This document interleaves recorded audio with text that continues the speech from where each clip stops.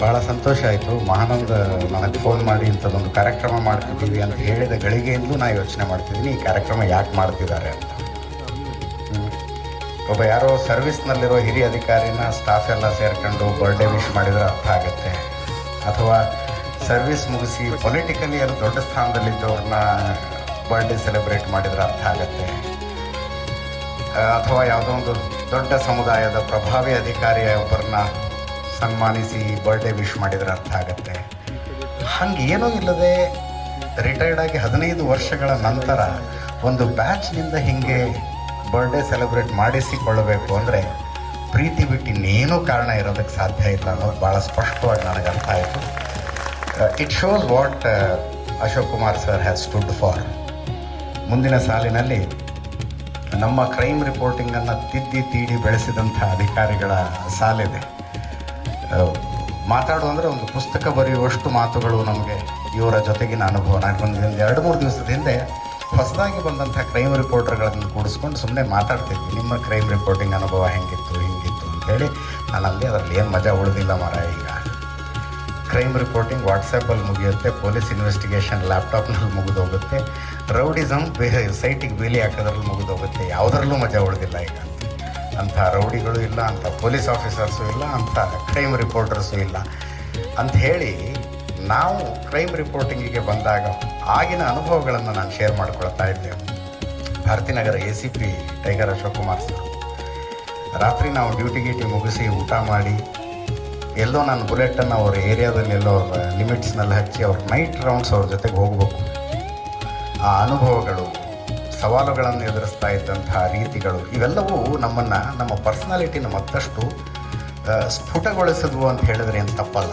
ನಮ್ಮ ಪರ್ಸ್ನಾಲಿಟಿಗಳು ಸ್ಫುಟವಾಗಿದ್ದ ಹಾಗೆ ಈ ಒಂದು ಸ್ಲೈಡ್ ಶೋನಲ್ಲಿ ಲಾಸ್ಟಿಗೆ ಬಂತಲ್ಲ, ವೈಧವ್ಯಕ್ಕೆ ಪತ್ನಿಯನ್ನು ಸಿದ್ಧಗೊಳಿಸಿದ ಅಧಿಕಾರಿ ಅಂತಂದು ಆ ಕಥೆ ಹೇಳ್ತಾ ಹೇಳ್ತಾ ಕಣ್ಣಲ್ಲಿ ನೀರು ಹಾಕ್ಬಿಟ್ಟಿದ್ರು. ಹರಿಕೃಷ್ಣ ಅವರನ್ನು ವೀರಪ್ಪನ ಹೊಡೆದು ಹಾಕಿದ ಸಂದರ್ಭದಲ್ಲಿ ನೆಕ್ಸ್ಟ್ ನಾನೇ ಇರಬಹುದಾ ಅಂತ ಅನ್ನಿಸ್ತಂಥವ್ರಿಗೆ.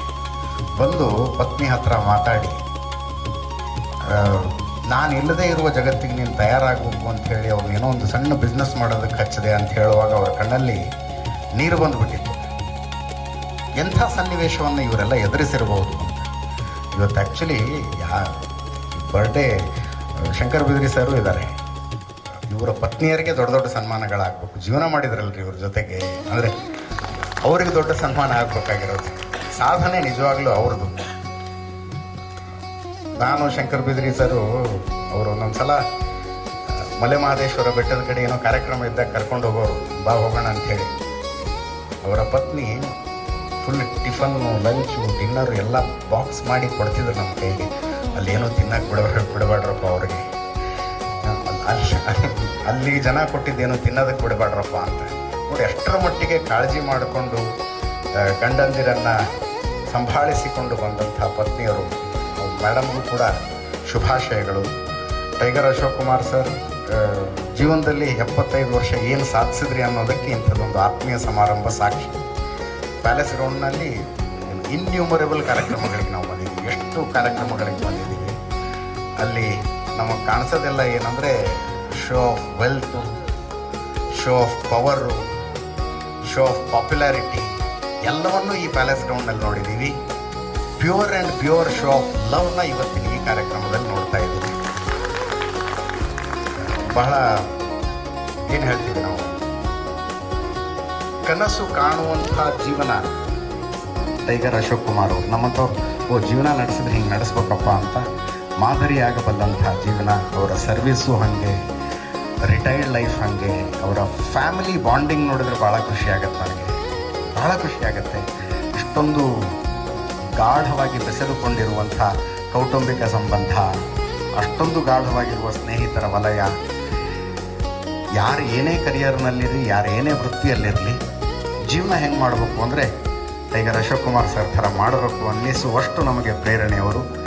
75ನೇ ಹುಟ್ಟುಹಬ್ಬದ ಹಾರ್ದಿಕ ಶುಭಾಶಯಗಳು ಸರ್. ಮತ್ತೊಮ್ಮೆ ನಿಮ್ಮ 100ನೇ ಹುಟ್ಟುಹಬ್ಬದ ಸಮಾರಂಭಕ್ಕೆ ಇಲ್ಲೇ ಭೇಟಿಯಾಗೋಣ.